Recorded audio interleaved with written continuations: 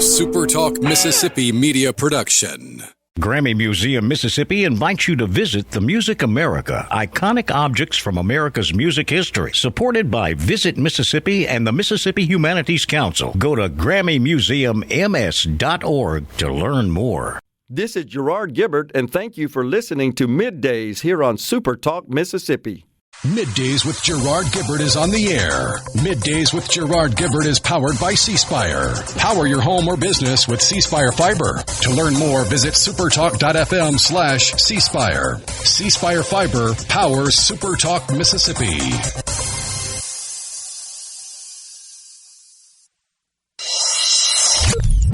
Get ready to go beyond the headlines and join a meaningful conversation with people from around the state. You're listening to MidDays with Gerard Gibert here on SuperTalk Mississippi.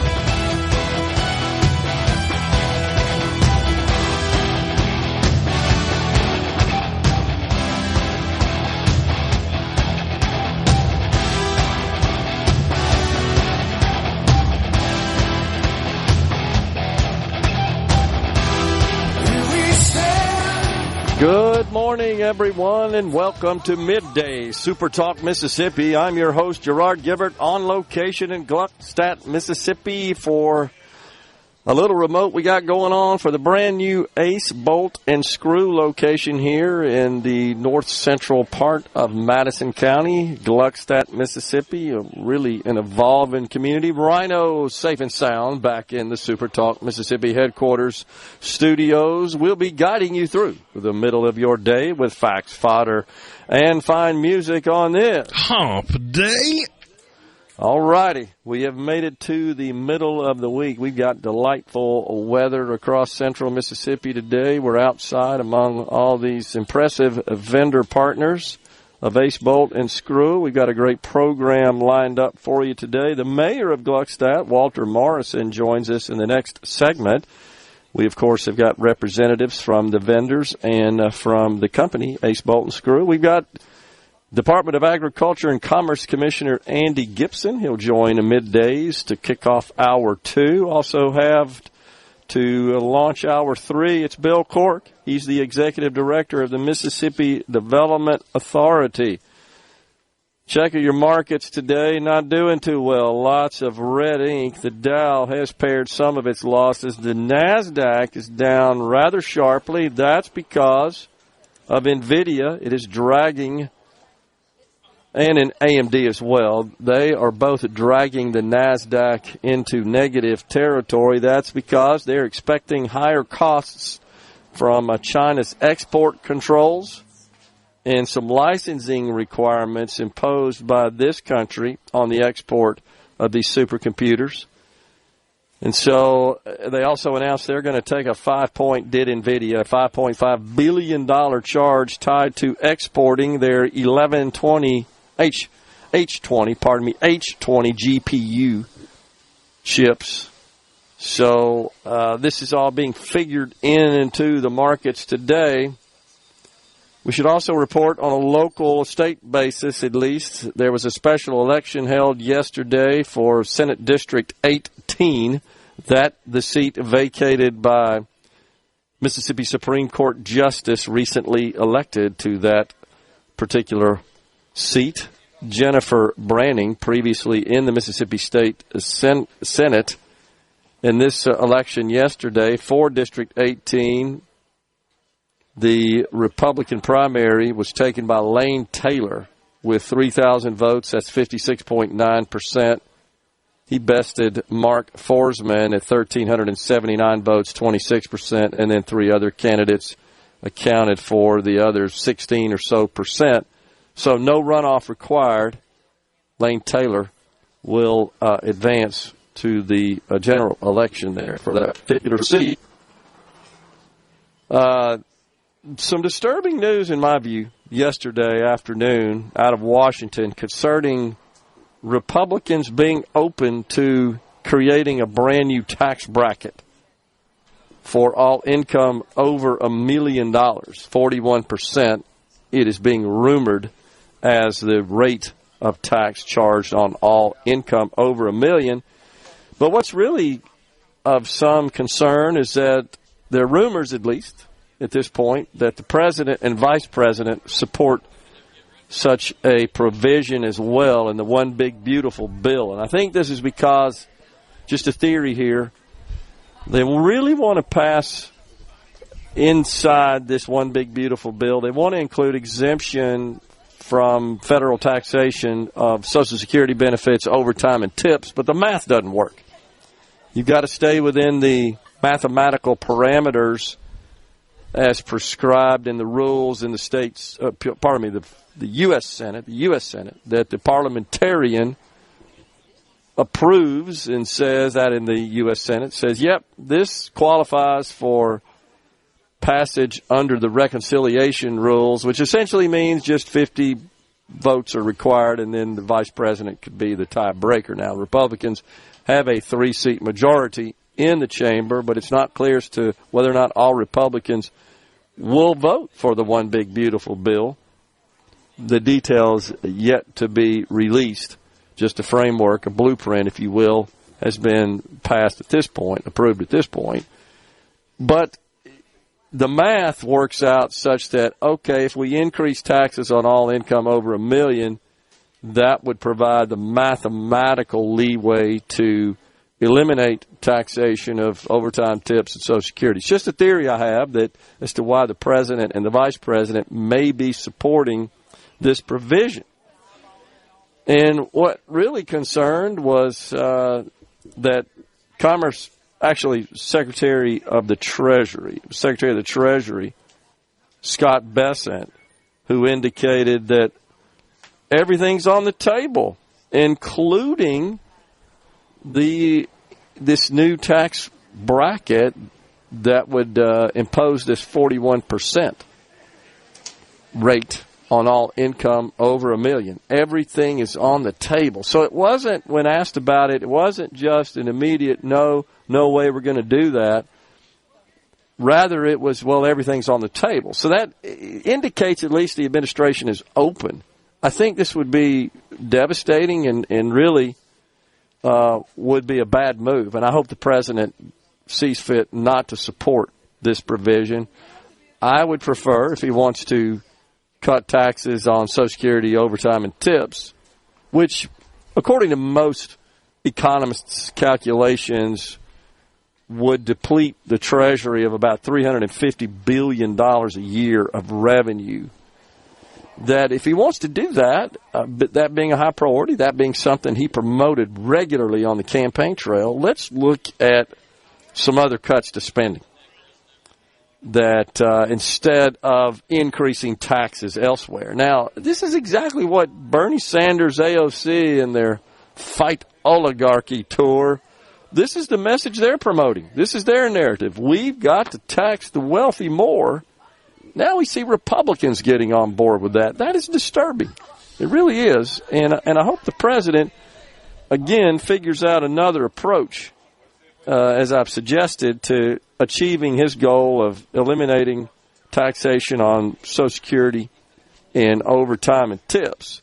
That would be preferable to increasing taxes on the higher incomes. That's just unbelievable that they would even do that. Now, Steve Bannon, he, of course, has got a podcast, was active in the Trump administration first go-round, a huge Trump supporter and surrogate. He says that a tax hike on the rich would cement a 1932-type realignment for the GOP. In his view, the president's populist tax proposals signal that today's Republicans, and I'm quoting, aren't, quote, the country club Republicans of the Bush junta. I don't know. It just seems like we're going in the direction that's more consistent with what Democrats seek, which is just, let's just put more of the tax burden on the higher incomes in this country, and let's cut taxes even further on lower incomes in this case, certainly lower than the highest incomes, and that's just redistribution. Let's call it what it is. It's just redistribution, and again, it's aligning with the likes of AOC and Bernie Sanders and Liz Warren and other Democrats that are always promoting that narrative, that idea. And then, in addition, something else that caught my attention is a call for some Republicans in the Congress to increase the child tax credit, which is expensive, but reports I've read say that a family that has 4 children, I mean, they could get like $25,000 a year just cash money straight from the U.S. Treasury. It just seems like that's just dangerous policy, and that, again, we're just playing into the hands of the Democrats and honestly looking more like the Democrat Party in that respect. So it was Senator Jim Banks that unveiled this bill a couple of days ago. He says that it would help parents give their kids a shot at the American dream. I just don't know where he's getting that we got to send them money from the Treasury? At least $20,000 of income would be required to qualify. That's not a lot. We're coming right back at Ace Bolt & Screw in Gluckstadt with the mayor of Gluckstadt, Walter Morrison.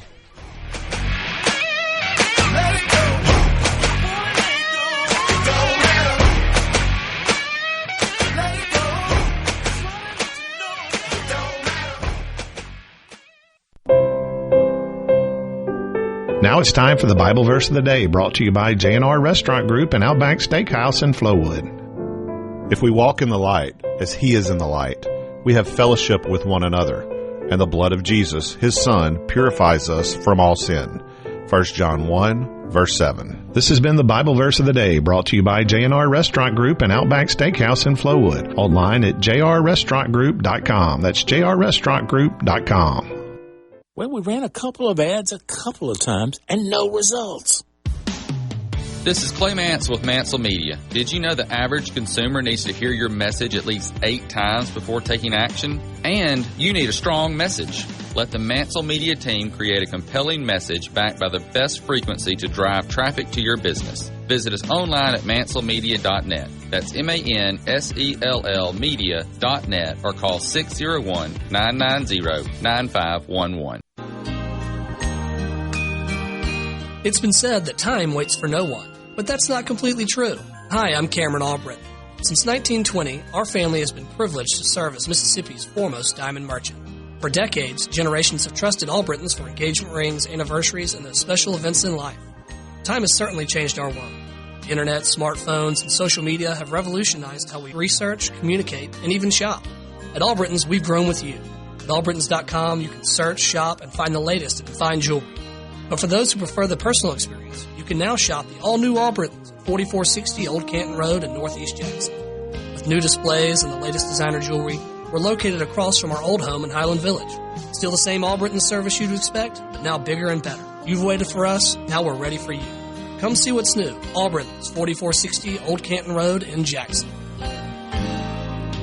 At Albritton's Jewelers. The one body shop that's always believed in using OEM parts and repairing vehicles to their original factory condition is Clinton Body Shop. Auto accidents are stressful, and the last thing you need is a repair that devalues your car and makes it unsafe. In a time when more than ever insurers are pushing consumers to body shops that work for them and not you, we want to remind you Clinton Body Shop believes you deserve to have your vehicle returned to its pre-accident condition. That's why we use OEM parts and OEM repair procedures. In fact, we're trained and certified by more automakers than any body shop in Mississippi. So remember, it's your right to choose where to get your repair. So choose Clinton Body Shop in Clinton or Richland. As our founder always said, we really do take pride in perfection. Go to ClintonBodyShop.com. This is where the story of your state gets told each day. We're proud to cover the Magnolia State like nobody else. SuperTalk, Mississippi. This segment of Middays with Gerard Gibert is brought to you by Covington County Hospital in Collins, where your health matters. Gerard Gibert. He keeps his classified documents right where they belong. Inside a Journey record jacket from the 1980s. Gerard Gibert, SuperTalk, Mississippi.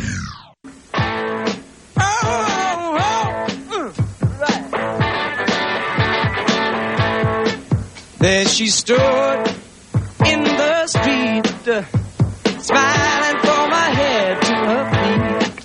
I said, what is this now, Welcome baby? back, everyone. It's Middays live from Gluckstadt, Mississippi at the brand new Ace Bolt and Screw location. We're pleased to welcome now the mayor of Gluckstadt, Walter Morrison. Mayor, good to see you, sir. Thanks for coming on. Yes, sir. Thanks for asking me. I'm glad to be here. Yeah, so this is a big day, just another great business that's opening up here in Gluckstadt, and one only has to drive around the area to see what was once just virgin land, now a lot of industrial growth and new businesses, brand spanking new and really well done. I mean, the community of Gluckstadt is really shining through here, Mayor. Congratulations. Well, I appreciate that. A lot of people have worked really hard for it. And, you know, if you had gone away 15 years ago only to return here this year, you would not believe the changes that have happened in this small community. There, where we sit now, were just cornfields and cotton fields not long ago, and now look at the investment people have made in this community. It's really hard to believe. It's incredible, no doubt. And it's my understanding, it helps understand this, that you've got a number of new business applications on the table. I mean, businesses looking to establish a place here, a location here in Gluckstadt, new businesses, or like this organization, just a new branch, if you will, of an existing business. Oh, yes, it is a daily thing. We've been very, very blessed. Our planning and zoning and our building department are constantly working with new people who want to come in and invest. I meet very frequently with people who want to build new businesses, and so it's been a really great thing, but it's also been difficult to sort of keep your finger on, and our board's been very insistent upon trying to do it reasonably and in a good way. So tell us the history. When was the city actually incorporated? When it become its own incorporated city with a government set up, so forth? Yeah, it was started in June of 2021. So in June of 2025, it will be officially 4 years old. Wow.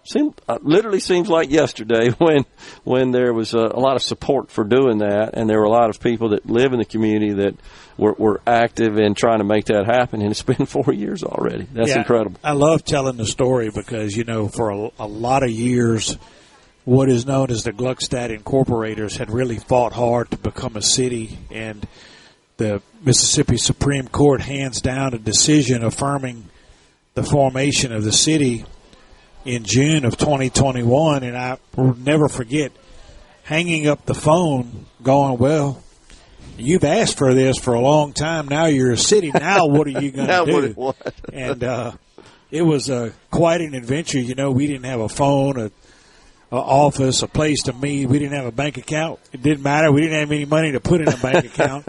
We had no employees. We had no computers. So we've come a long way in 4 years. What's the attraction to what do you attribute this really meteoric growth in a short period of time? Well, you know, I think that the people who thought it's so important to incorporate this community were motivated by a sense of this is their heritage. You know, the German people who came here 100 years ago, some of them are still here. Some of their families are still here. The way of life, I think people wanted to protect that identity. And, you know, we sit right here and we're looking at Germantown High School. Yeah. And I knew when Germantown High School was built that it would be a centerpiece to the community.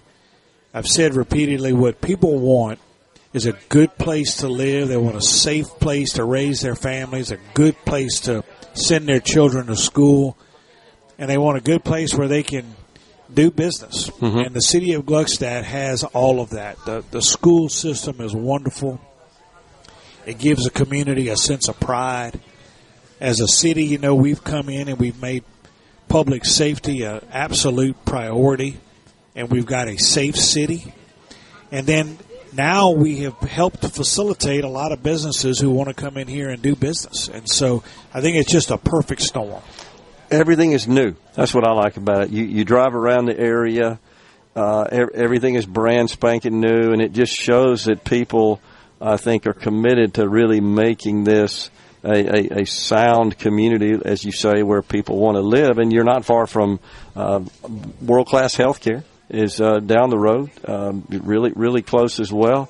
The other thing I noticed, Mayor, I want to point out, and I do think this is a big part of what attracts people to a community, is the police department is visible. I mean, you see the vehicles out and the police officers out. So it just gives you more comfort when you see them in the community, on the road, out and about, just making sure everything's going smooth. I tell our guys and ladies all the time that I am as proud of them when I see them helping a stranded motorist on the side of the interstate as I am when, as a couple of nights ago, they apprehended somebody who had committed a crime, stolen a vehicle in another state, but they came through Gluckstadt and we were able to apprehend them. And we've taken a lot of bad guys off the street, and that's certainly them doing their job. But they are a great group of people. Chief Hale has done a fantastic job.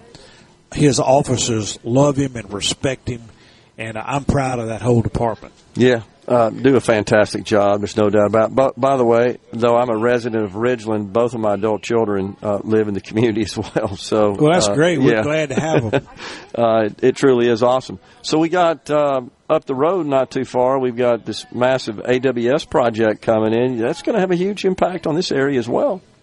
I think it's already having an impact. You know, we're here at Ace Bolt and Screw, and they're telling me this morning that they have a huge amount of business that they're getting from this project up there. Contractors who are working up there come here and buy supplies and tools and things. And so, yeah, you know, we're close by, and it's going to take a lot of years to build that project up there, so we definitely hope to reap some of the benefits. And speaking of Ace Bolt Screw, great company, great Mississippi group, locations around the state, and them making the decision to come here and build this beautiful facility, that's a big deal. It attracts lots of traffic into the area because, as you say, the contractors, and with all the new construction going on, a lot of activity there.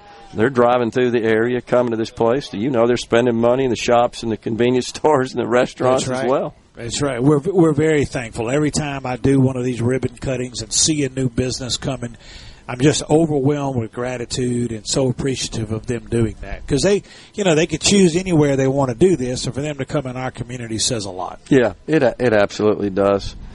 Anything in particular you'd like to see our legislature do pertaining to operating a municipality? What do you think? Well, you know, everybody, I think, is a little concerned, certainly at the municipal level right now, about the budgeting process. And I don't think it needs to be said that there's a lot of stress and concern because the legislature adjourned this session without a budget. Mm-hmm. And those things trickle down. You know, we have a request at the legislature now for some funds to help us fund some of our road projects. And if you drive through Gluckstadt, that's the single biggest issue that we face right now. Is just the traffic is crushing, and we're seeking to try to remedy that situation. But those things take a lot of time and they take a lot of money, and we've been very fortunate that we've gotten a lot of help from the legislature. So, you know, from that perspective, I really would hope that they would get back there and iron out a budget, and that's not only for me, obviously, but there are a lot of people throughout the whole state concerned about that, and I trust that they will. I mean, I think there's good leadership there, and hopefully they can put whatever differences they have aside and get that done. And they're also, I think, attempting to address the PERS situation. That is a huge issue for a municipality like ours. Mm-hmm. What was your motivation, Mayor, to run for mayor and seek the office? I missed the meeting and was persuaded. That's what happens.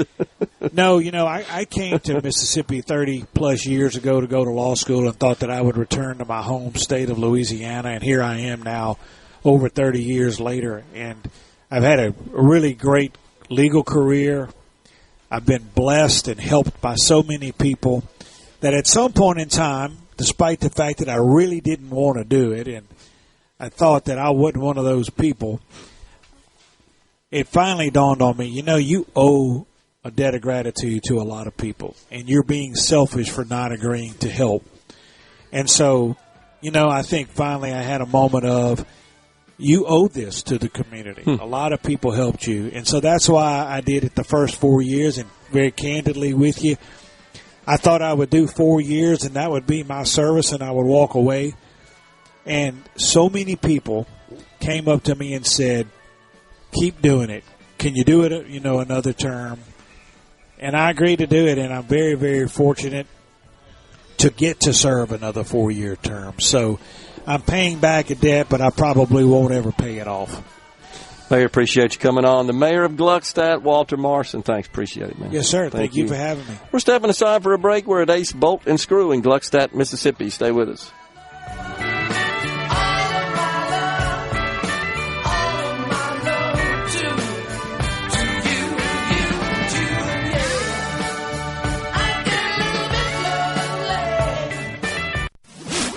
Covering the stories that matter most to Mississippians. Gerard Gibert. Middays with Gerard. SuperTalk, Mississippi.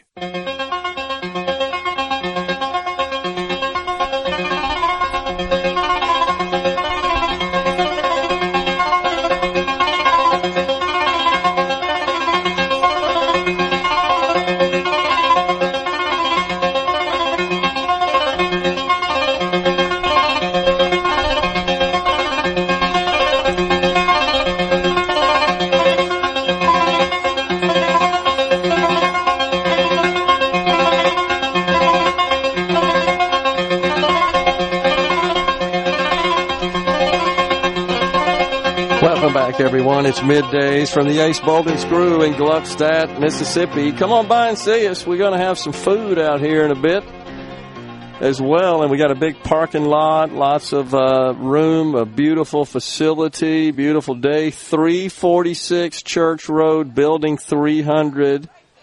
That's where we are in Madison, Mississippi, 39110. Stick that in your GPS and drive on out to see us. We'd love to have you, and so would the good folks here at Ace Bolt and Screw. So this trade war is definitely heating up, and many actually believe that perhaps China has the upper hand. They're starting to cut deals with the EU and other countries to circumvent the American tariff impositions. And now China this morning said, Xi Jinping, he's willing to talk. This is so crazy, but that the president needs to be respectful. You saw that, Rhino? What the heck does that mean? What does being respectful mean to a communist?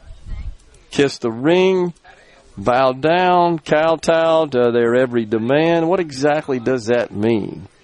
But that's what he said, that they're willing to have a more serious conversation if the American president were just a bit more respectful.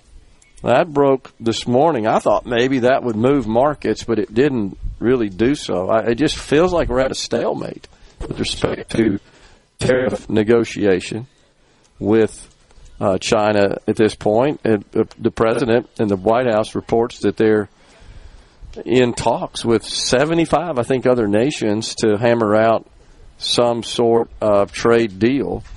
And I hope that's the case. I think the quicker we can get this thing resolved, we'll see hopefully some stabilization of markets.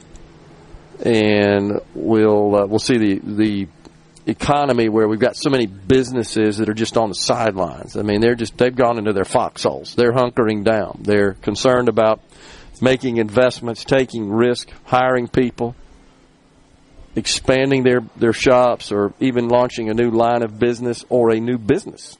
So there's a lot of hesitation and reluctance to move forward with any of those plans until there's some resolution. But yeah, Xi Jinping says that he wants the U.S. president to be more respectful. This got picked up by virtually every news organization on the planet when that came out. Wants the president to rein in disparaging remarks by him and members of his cabinet, according to a person who's familiar with the Chinese government's thinking. I guess that's the definition of being respectful. What's so crazy about this is you think about we don't want to hear the disparaging remarks, talking about words and feelings, as Rhino likes to describe a lot. But when it comes to enlisting children to work in the factories for nothing a day, well, that's perfectly respectful, I guess. That fits within those guidelines, whatever that is. I mean, you're trying to rationalize and apply logic to communist behavior and communist doctrine, and that's virtually impossible unto itself. So I don't know exactly how the White House and the administration will react to that, but I think it's just lip service. Really doesn't mean anything. They're not serious. Ding, ding. Yeah, exactly. So they're not really serious about any of that. It reminds me of the was it the Soviet joke? I think it goes back that far, about the Chinese final warning. Yeah, which was? It's a warning that comes with no real consequence. This is really the final, right? I guess that's where we are. Oh, my gosh. The Democrats, who are just kind of listless at sea, shall we say, they're looking for something to latch onto, but all they ever do really is blast Donald Trump and the Republicans. They have no plan, no vision, no strategy, no leader. They're leaderless in many ways. But the leaders, if I use that term very loosely, of the respective chambers at the U.S. Capitol, Hakeem Jeffries, the Democrat minority leader in the House, and Chuck Schumer, the minority leader in the Senate. They're minority leaders because the Democrats are in the minority in both the House and the Senate. They're running around the country trying to scare people about Social Security. They have a Save Social Security Day of Action where they intend to mobilize Americans from every corner of the United States to push back on Donald Trump, Elon Musk, and Doge's cuts to Social Security. There's a difference between cutting Social Security benefits and the Social Security Administration. There have been zero proposals on the part of this administration or Elon Musk to cut legitimate Social Security benefits. Cut illegitimate benefits and eliminate the fraudulent payments? Absolutely. Absolutely. They're all over that. And that actually should be welcomed by the Democrats and anybody who has an interest in stabilizing the program, because the more money that goes out the door to people who aren't entitled to it, that just puts further financial stress on the trust fund. But that's what they're doing. They're running around with a fear-mongering, trying to get people riled up about Social Security. Quote, Republicans want to slash the critical lifeline by making it harder for seniors and people with disabilities to access their earned benefits. It is absolutely true that the Doge is shutting down local offices, that they're terminating a lot of workers at the Social Security Administration. They say that they're cutting phone services, but I haven't heard any specific reports of how that's made benefits harder to access and to qualify for and to just get established. What's needed are more sophisticated automated systems to guide applicants through the process and get them set up. Too many manual processes are involved, too much human intervention. That is the goal. I've heard that there's just one problem with that thought. What's that? Not the vast majority, but a majority of those of the age that are signing up for or needing assistance with Social Security are the same people that will dog cuss a phone if they have to say, "Operator, let me talk to a human." That's absolutely true. Well, that's true. So they're beating the drum that Republicans are gutting Social Security and making it impossible to access benefits. None of that's really true. My guess is you could overdo it, surely, on some of these cuts. That's possible. And you might have to rescind some of those. We've already seen that to some extent. But I don't think that it's surprising to learn that we got more people and more resources and more expensive assets than are needed to properly operate the Social Security Administration. That's the point.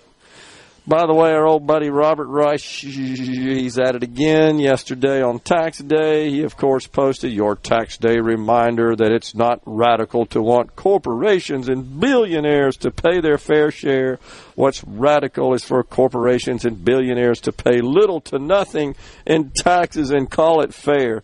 How many times do we have to refute this guy's mathematical inaccuracies? How many times? Because he just doesn't get it, doesn't accept it. And, of course, he posts stuff like this, and it's always entertaining to me to review the comments from people who totally lap this stuff up, take it to the bank, and view it as 100% fact. So the first comment I see in this post, exactly, working people shouldn't carry the tax burden while billionaires exploit loopholes and call it smart business. Fairness isn't radical, it's common sense. And that gets like over 500 likes. Here's another person that said, I had to take money out of my 401k just to pay my taxes this year. Mind you, I'm only working part-time, not making a lot of money. Well, sweetheart, you screwed up on your withholdings is what you did. That's the only reason that you would be in such a situation. You need to check with your HR department. Oh, my gosh. We're at Ace Bolt and Screw in Gluckstadt, Mississippi. Come on out and see us if you can. The weather out here is beautiful. And when we come back, let's see, we've got Michael McDonald, Corporate Sales Manager. Stay with us.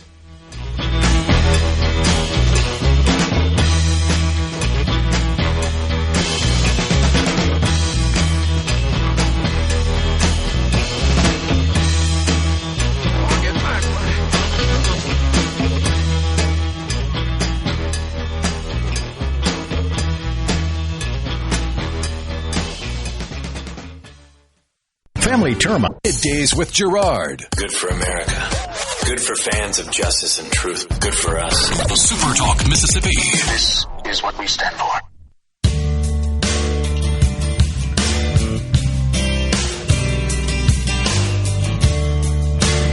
Welcome back, everyone. It's Middays. We're at the Ace Bolt and Screw, the new location in Gluckstadt, Mississippi. If you want to come see us, please do. We are right south of the Germantown High School scoreboard. You can't miss it. The scoreboard at the football field at nearby Germantown High School in Gluckstadt, Mississippi. We're pleased to welcome now Michael McDonald, Corporate Sales Manager, and Brandon Freeman, Outside Sales Rep at Ace Bolt and Screw. Michael, Brandon, thanks for coming on. Glad to be here, Gerard. Glad to be here. Absolutely. Beautiful day out here, and we want to see everybody come out and get some free lunch, come see some of the sales we got going on with Milwaukee and DeWalt. Got some drill bit sets going on. If you buy a drill bit set, you get a free knife. So, man, we got a lot of good things going on. Grand opening today, right? Yes, sir. Grand opening. That's big time. So how many locations does this make for Ace Bolt and Screw? So we got 5 locations now. So we got here in Gluckstadt, like I said, the open house going on. We got Richland, Greenwood, Tupelo, and our corporate kind of headquarters there in Jackson. Yeah, absolutely. All right, so Brandon, as the corporate sales manager, I assume that means that you primarily manage accounts that are more corporate buyers as opposed to individual buyers. I do. I'm consumers and so forth. I take care of a bunch of accounts there here at Ace Bolt and Screw. I've got, there's tons of new construction around here that I'm trying to keep up with, and it's running and gunning along with trying to keep up with my current customers as well, and I think we do a good job of taking care of everybody.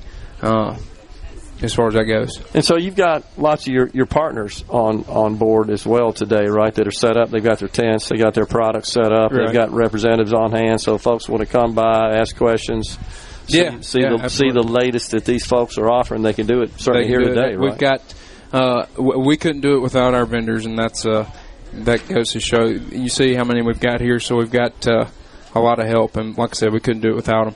We've got they've brought all their demo stuff out here. If you want to come out here and check it out, we've got every brand you can imagine. Everybody, when I go to these job sites and going to see customers, I pass out my card. It says Ace Bolt and Screw, and it's they get caught up on the bolt and the screw, and it's just until you walk into the store, you don't really realize what all we carry, and it's like a man's dream when you walk in to see everything we offer.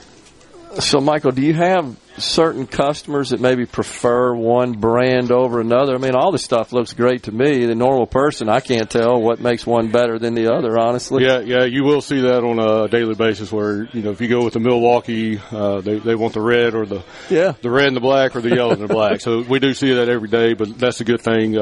We get great support from our Milwaukee reps and our DeWalt reps.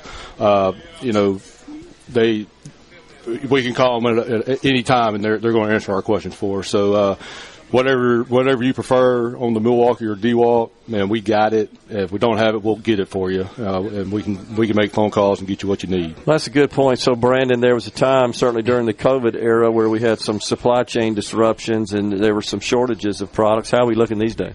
Right now, we've got everything on the shelf ready to go.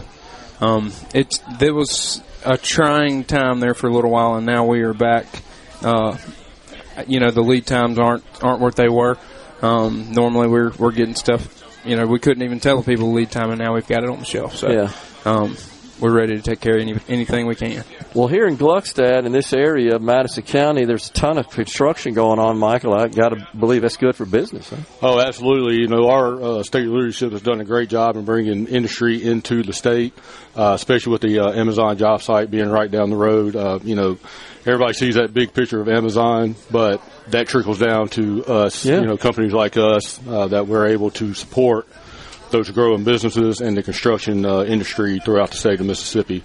So it's been a big help with our leadership. So, Brandon, besides Mississippi-based construction companies, these projects are so large. You've got lots of out-of-state construction companies that have a huge presence here as part of these projects. Or are you establishing relationships with them? You go to every one of these job sites, and 90% of the people aren't from here. Yeah.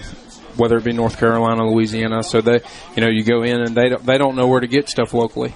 So to lend a helping hand out there on the job sites to those guys that don't have a clue where anything is, and luckily we're right here in Gluckstadt, 5 minutes from one of the biggest projects that we have going in the state of Mississippi, and then there's another project going that's about 10 minutes away the other direction that's going to benefit from us being here, and we're going to benefit from them coming to this state. And, Michael, we got about 30 seconds left. You guys really pride yourself on the knowledge your staff has of all these products. The tools, these things have gotten complicated. They're sophisticated, which is a good news because they're a lot more functional than they once were, but you need to know what you're doing. Yeah, absolutely. Yeah, we have like I said, it kind of goes back to our Milwaukee and DeWalt reps.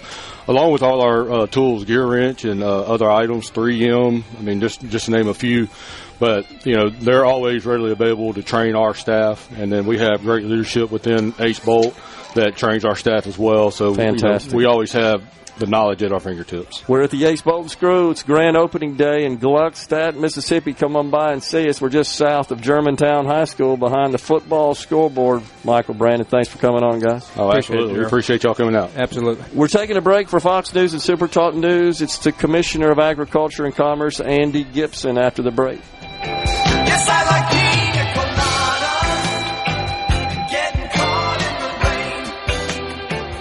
I'm not much into health food. I am into champagne.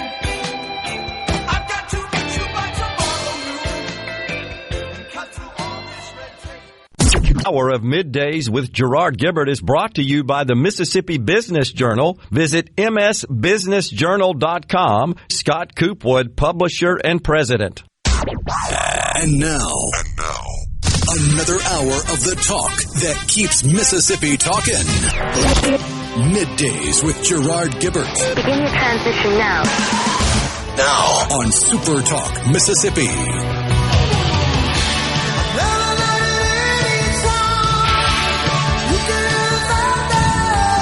Welcome back, everyone. It is Middays, and we are in Gluckstadt, Mississippi.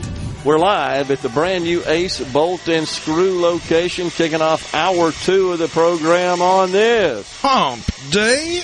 We're pleased to welcome now Mississippi's Commissioner of Agriculture and Commerce, Commissioner Andy Gibson. Commissioner, always good to see you, sir. Thanks for coming out. Gerard, it's great to be back with you. Great to be back in Mississippi. Great to be back in America after visiting Panama last week. So let's start with this grand opening. This is a great Mississippi company, as you know, and expanding into the Gluckstadt area. This area of the state is obviously booming. It's brand new. Everything is. It's just sparkling. Things are looking up, certainly, for Madison County and really the entire state of Mississippi with respect to investment by companies into our state. We're just a few miles away from this gigantic AWS project coming here. Mm-hmm. So I think that's all good stuff for Mississippi. But you've been in Panama. Tell us about the trip and the purpose for that and what you got done. Well, a couple of times a year, sometimes 3 times a year, I'll go on these trade missions with the goal of enhancing our trade. You know, exports in Mississippi of our ag products is a big deal. About 1 out of every 3 acres of production is destined for international markets. And that cuts across a lot of different commodities. So Panama, being one of our top trading partners here in Mississippi due to our proximity, it made a lot of sense for me to go on this trip. I was in India last year, in the Netherlands the year before that, trying to, get openings into the EU, opportunities there. But we had some good meetings. They love American products. They love Americans. As you might imagine, Panama is a very, they say, Americanized country because of the Panama Canal. Did visit the canal, got a tour of the canal, and the commerce that's flowing through that canal. It's a huge deal. I can't overemphasize what a big deal it is. Yeah. This is not only the gateway of commerce in the Central and South America and gateway between the Atlantic and Pacific Oceans, but it's the financial center of that region. So it's a big deal, and they love American products. We're shipping a lot of good products to them. We're shipping forest products. We're shipping cotton. We're shipping feed stocks such as soybeans and grain for feed. And they're really one thing I realize they love, and they cannot produce beef, U.S. farm raised beef. They love our American beef. They love all our products. You go in a grocery store, you're going to see all the major brands that you see here at a store in Gluckstadt, for example, because they do love Americans. And had a great trip, some good opportunities that we're working on, some new deals that I think will come to bear fruit in the next few days. Okay. Let's talk about the beef for a minute, because I know it's a significant agricultural industry in the state of Mississippi, and I'm talking to some folks who are in the restaurant business and grocery business that are discussing the notifications they've received about the increase in prices of beef. We import a lot of beef from other countries. I'm told by the connoisseurs, at least, that it doesn't measure up to the quality of American beef. And in fact, I've talked to people that have been to restaurants in like New York where they say, well, we got a choice of the Argentina, the Australian, or the American. Well, which would you have? Well, honestly, the American beef is superior to the other. So, but what's causing this imbalance? You share with me some charts directly from the USDA that shows the lines crossing here in the last couple of years where our imports of agricultural food products are exceeding our exports. Yeah, and when it comes to beef, the answers for that are twofold, I think. The high inflation, the cost of farming has skyrocketed under, as you know, the Biden administration. A lot of people who could get out, got out, sold out, to the point that our American beef herd now, cattle herd, is smaller than it's been since the 1940s, late 40s. So we have less American beef. And my message to all the farmers out, all the producers is don't get out, stay in. We got to stay in. The prices are expensive. The other thing is the severe droughts that we had back to back, 2022, I've heard the farmers talk about that. And there was no way to keep farming, so they sold out. And I guess there's a third factor. These big packers, these big packing corporations that are now multinational, global, even before the droughts and before the inflation, they were buying beef from Argentina, Brazil, Mexican, all this. And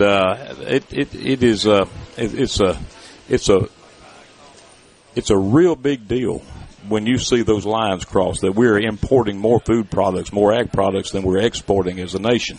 Not just with respect to beef, but this chart that I've got here showing, really across every aspect of production. And it's particularly bad when you get to produce, when you get to fish. The catfish farmers here in the U.S. would tell you they're can't compete with this Vietnamese dumping of swab, basa, artificial fake fish. So these are trends that have happened, but the world really did change about 2022, just before 22, when you see on that chart, maybe you can share it, the lines crossed, that now we have a trade deficit when it comes to ag, and that happened during that 2022 era. There's a lot of reasons for that. I think a lot of reasons that we need to be concerned about. But one reason is President Trump is absolutely right. There are nations that have taken advantage of us. They're blocking the imports of our products to their country. They're blocking our exports. At the same time, they're dumping their product on us. The tariffs that went into effect, the catfish farmers, immediately, they were like, thank the good Lord somebody's doing something about this. That may give them a little help on that. The seafood industry, which has been suffering so bad due to somebody told me last week America is importing 80% of our seafood and fish products from other countries, and that's why your fishermen on the Gulf Coast are hurting. These cheap imports, whether it's shrimp or seafood in general, they're causing this graph change, and what we're talking about is nothing less than the survival of the American farmers, American food production in our country. We're the breadbasket of the world. We've never been in this situation before. Joe Biden allowed us to get in this situation. Some would say, actively promoted it, allowed it to happen. But regardless, we can't worry about how it happened. We got to fix it. And the old saying is true.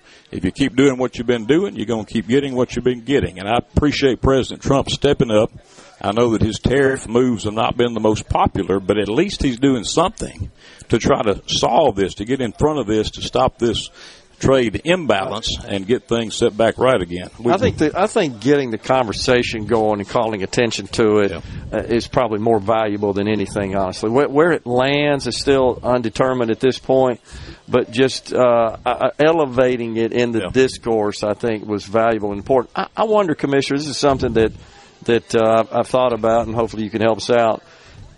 The food safety regulations, the labor regulations, the other just mountain of regulations that American producers have to deal with and grapple with relative to these other countries, that's a cost issue. That's a huge factor in their cost. Yeah. How do we straighten that out? The regulations have got to be minimized. They've got to be brought back to common sense. All these other countries, as you said, they're not doing food safety. They're raising, I've actually seen pictures raising this shrimp you can buy from, I won't name a country, but they're raising it like a kiddie bathtub, all, algae infested, disgusting. And, that's coming into our country with no real oversight. What we've got to do is minimize those regulations. Just today, there's an agenda that came out of a think tank group, America First Policy Institute, Farmers First. That's one of their primary agenda items, and I support it 100%, reducing regulations at the same time as we make it easier for workforce.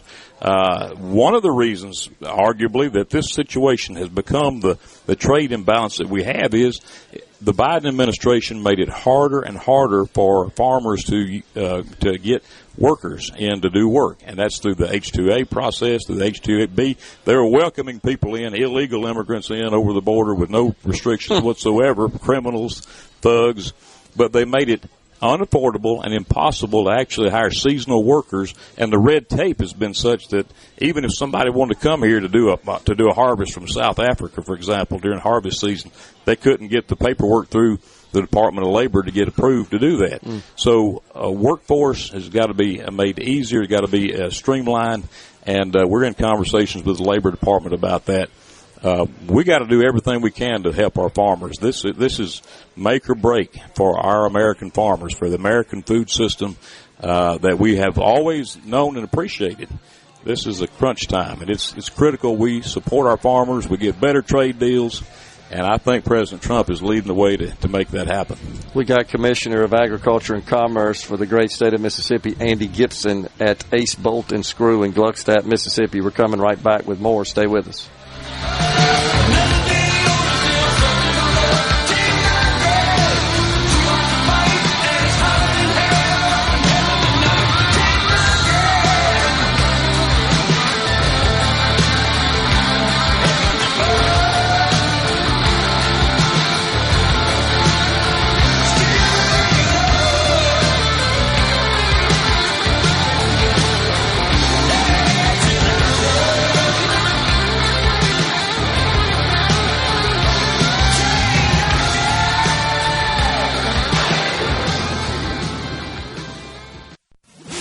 The talk that keeps Mississippi talking. We're rolling. Hit it. Go. Play it.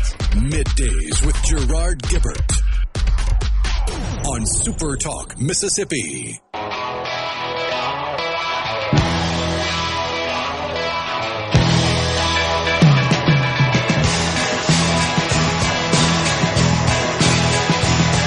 Welcome back, everyone. We have relocated the Element Well Studio to the Ace Bolt and Screw brand new location. Really neat place in Gluckstadt. And we are just south of the scoreboard at the football stadium at Germantown High School. Beautiful day. Lots of people coming on out. We got catfish for you as well. Please join us. So, also, Commissioner Andy Gibson is our guest. I did, in fact, pull up the USDA import-export data by month, just looking at January, February of this year, the latest data that they have tabulated. We had a trade deficit of $6.2 billion in the month of January, 4.2 to the point you were talking about earlier. So in February, we shipped, we exported roughly $14 billion in January. We imported $20 billion of agricultural products. It's really shocking. There's no need for that. We produce everything that we need for our country. We have for decades, since America became a country. We are the breadbasket of the world. We produce everything we need and a lot of what the world needs. Right. So it was during the Biden administration. You can read whatever you want to read into that, but the fact is that's when the world changed on this, and the emphasis of apparently supporting these other countries more than our own country. And President Trump ran on America first. I support him. I endorsed him. Had a bunch of rallies for him. I'm still 100% behind our President Donald Trump. He's doing what he believes is best for America.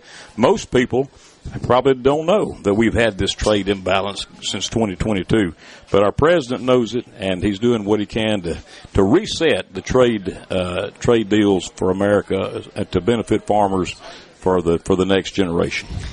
So is one of the causes of this deficit, Commissioner, because the other countries are just unfriendly to this country in terms of it exporting to their country? They just block us out, protect their own. We talked a lot about that when I was in Panama. Now, we have basically a free trade agreement with Panama. I told you they love Americans. They love American products.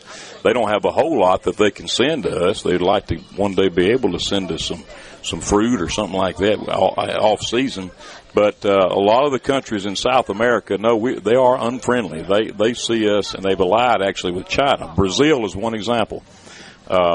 Most people may not realize Brazil is now producing and exporting more soybeans than America. When I say exports, I mean they're exporting more tons of soybeans than America is exporting, and most of that's going to China. So that's another factor that's been going on. This geopolitical realignment that has been happening. China is not our friend, but they've made a lot of friends around the world and tried to cut Americans out of these deals, and those countries have put high tariffs to block our products out of their countries. Mm-hmm. So that's what's in the background of all these discussions. And President Trump is saying, look, we're not going to do that anymore. Today he's hosting Japan He's got several other deals that are coming to fruition.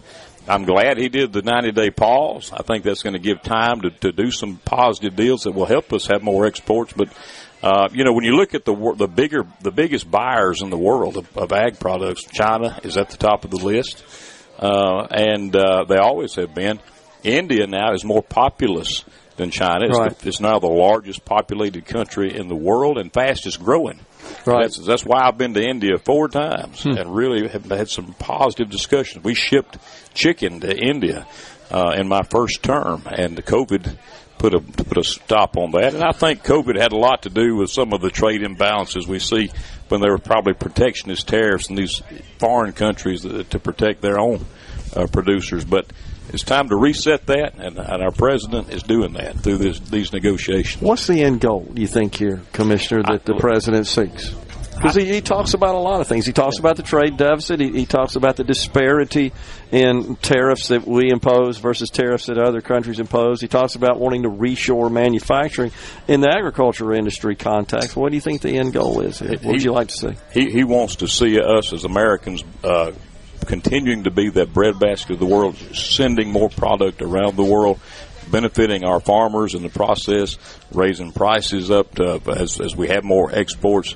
We have a surplus right now of different products because of this trade deficit that people are not buying. But no customers. No customers, right. That drives the price down. That puts major financial stress on these agricultural operations. So when I say this is make or break for American agriculture, when I say it's a make or break for Mississippi farmers, we are living in those days right now. And I cannot overstate how important it is that we get this right.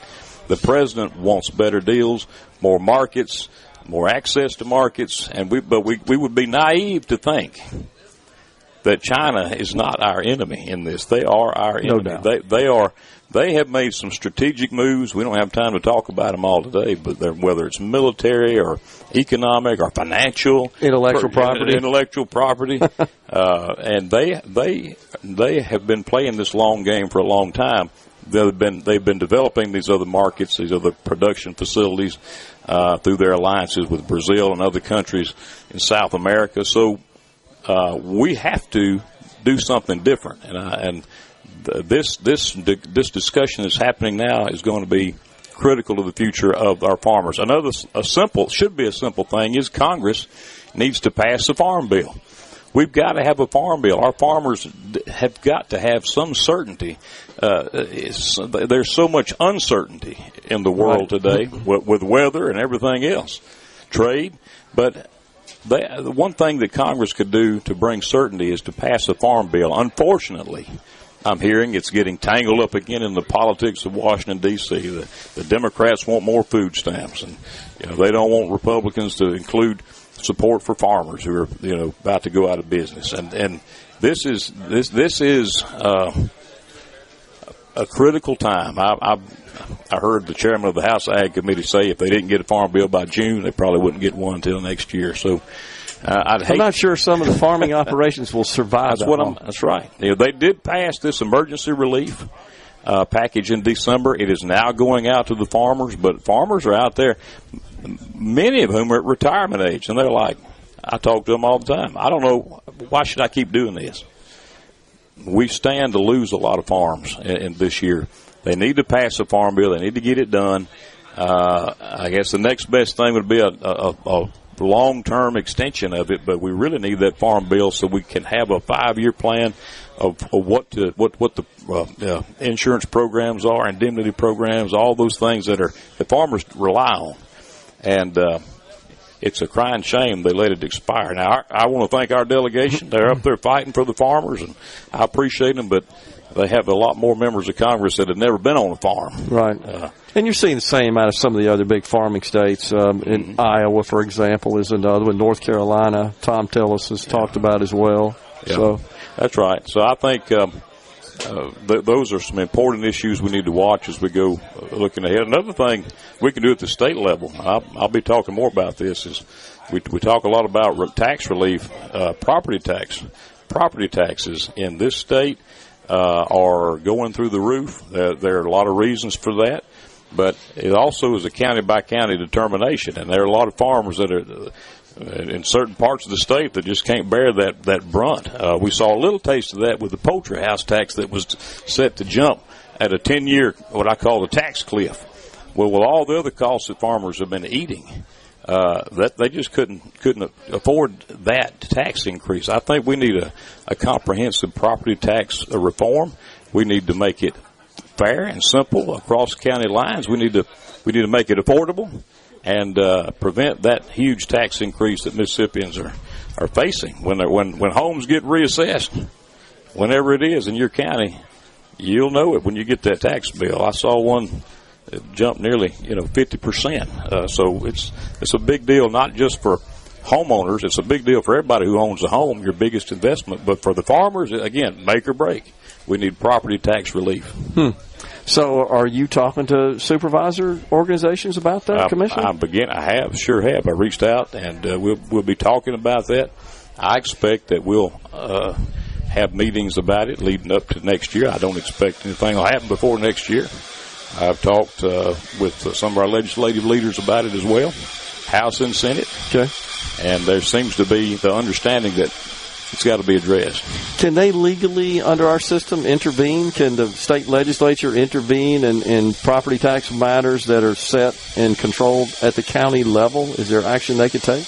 Yeah, well, the state law is what sets how the counties assess. Okay. I mean, they're established because of that. Yeah. That's right, the process. Yeah. And I think it can be done in a way that, hold counties harmless. The counties have to have funds to run the county government, build county roads and so forth. But when you see, look at the housing values that have jumped since COVID. Yeah. That's going to be reflected in your tax bill coming up soon. No doubt. Very soon. And it's going to be something every landowner, every homeowner in Mississippi is going to be hollering about. So it's going to be high. Commissioner Andy Gibson, thanks for stopping by today. Thank you. Really appreciate it. Enjoy the conversation. Thanks for supporting the farmers. Yes, appreciate sir. y'all. Commissioner Andy Gibson has been our guest. We're stepping aside for a break. We're at the Ace Bolton Screw, the new Gluckstadt location just south of the Germantown High School football scoreboard. Come by and see us. Stay with us.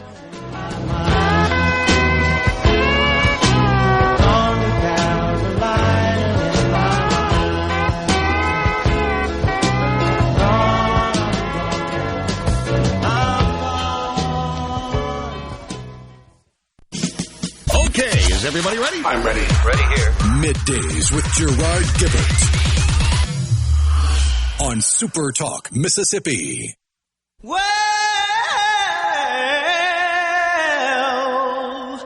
you make me wanna kick my heels up and throw my hands up and throw my head back and come on now. Don't forget to say you Middays from the Element Wealth Studio, set up at the brand new Ace Bolton Screw in Gluckstadt, Mississippi, just south of the Germantown High School. That's where you can find us today. Come on out and see us. They got the catfish serving up now, Rhino.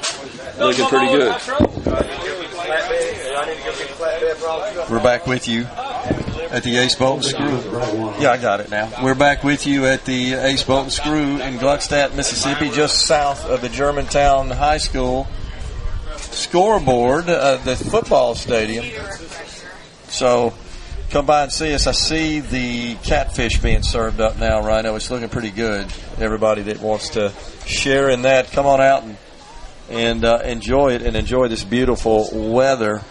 I really appreciate Commissioner Andy Gibson stopping by today and telling us about how these tariffs and everything going on at the Trump administration these days is affecting America's farmers. Really concerned about the stress all this is putting on our farmers, and so is Secretary of Agriculture Brooke Rollins.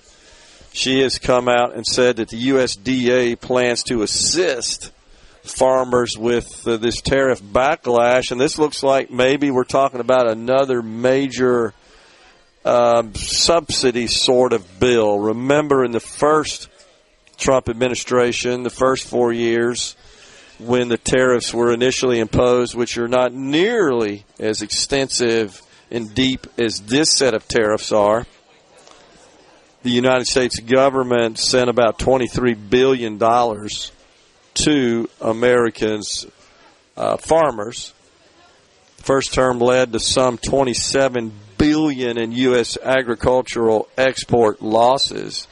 So it looks like we're on track for something similar. I am a little surprised at the data the commissioner shared officially from the United States Department of Agriculture, indicating the trade imbalance between on overall agricultural imports versus exports. Now, part of the problem, of course, besides these onerous tariffs that have been imposed by other countries on American exported agricultural products, protectionism on full display, of course. Again, I maintain it's the regulations that farmers have to adhere to and comply with in this country, just making it virtually cost prohibitive for many of them to operate at a profit. And so we've got a bit of a crisis on our hands in the agricultural industry, I do think, that needs to be addressed. And I'm not sure to the extent to which this tariff strategy will address those concerns.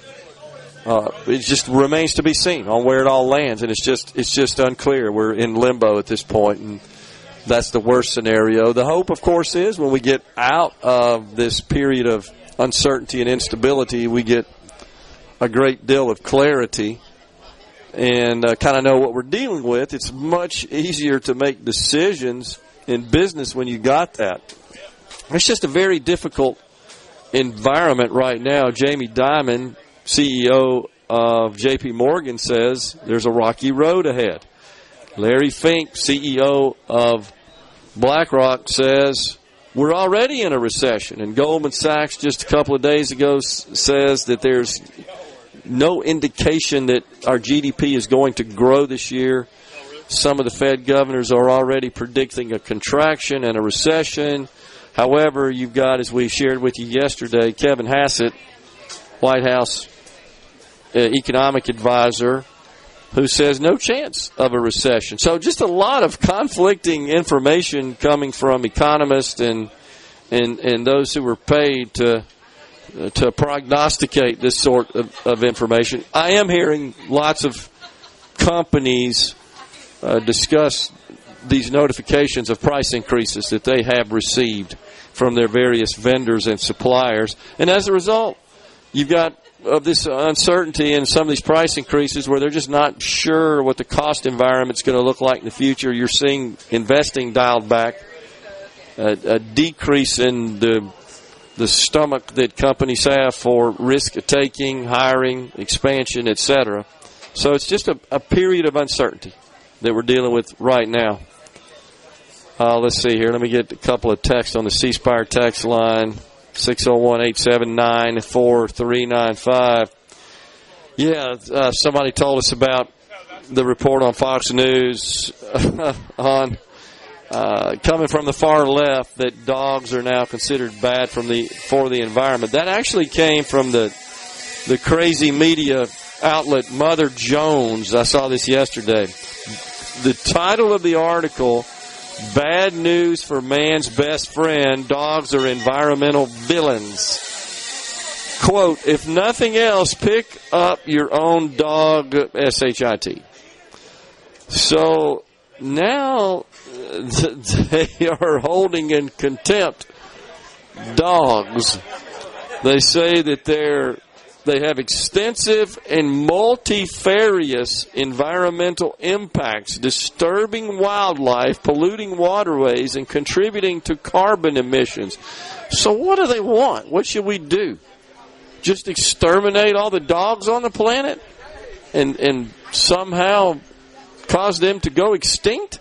Is that what they're talking about? Well, they tried this same angle against cats about a decade or two ago when they were saying that you should never let a cat outside. It kills all the birds and all the wildlife, and they're a terror on the environment, and la-di-da-di-da. It's almost like they just want people to be miserable. I'm telling you, you're so right. And it seems like everything we read and we share on the show that's out in nutcase land like this, that seems to be the underlying goal.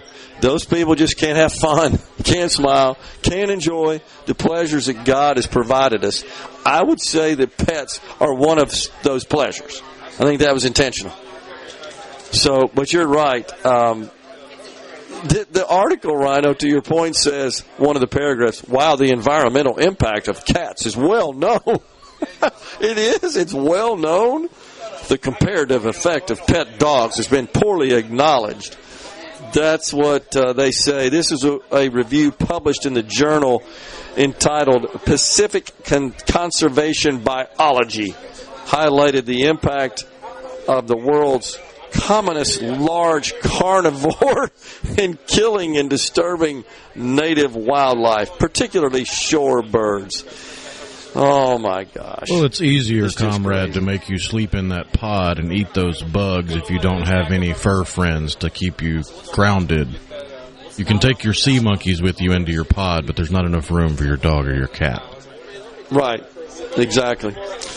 Concerning Blake in the Delta, it says, concerning your stance on taxing income over $1 million, 3.2% of Americans earn over $1 million a year, while 56% of Americans pay taxes on Social Security, 52% of Americans work overtime, and 50%, that is absolutely not true. 52% of American workers do not earn overtime pay, because overtime pay in general, for the most part, applies to those whose pay is hourly, and that is a small fraction of total workers.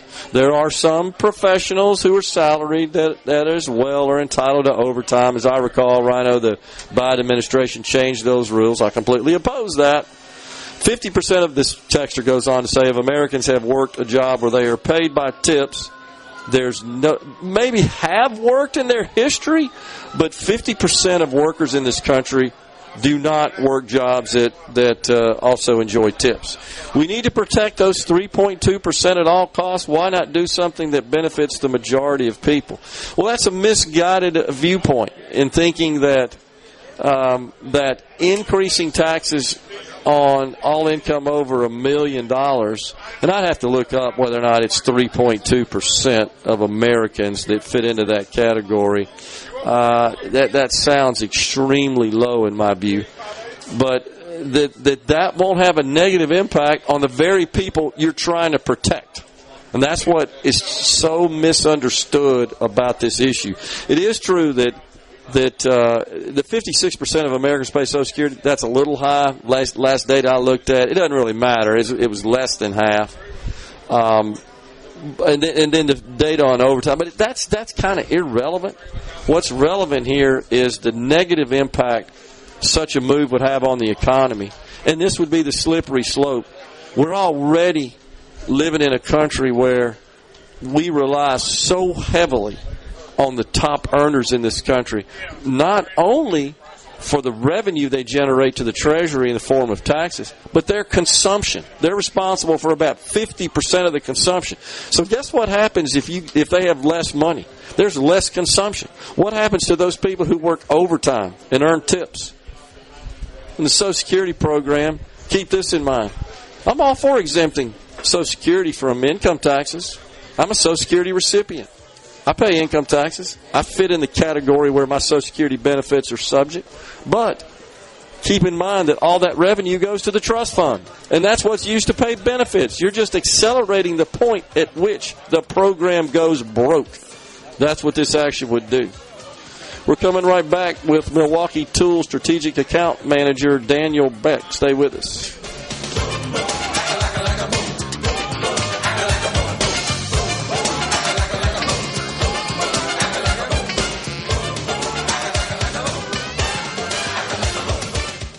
Ring in. It's so awesome! Middays with Gerard Gibert. Come on, let's get on with the show! On SuperTalk, Mississippi.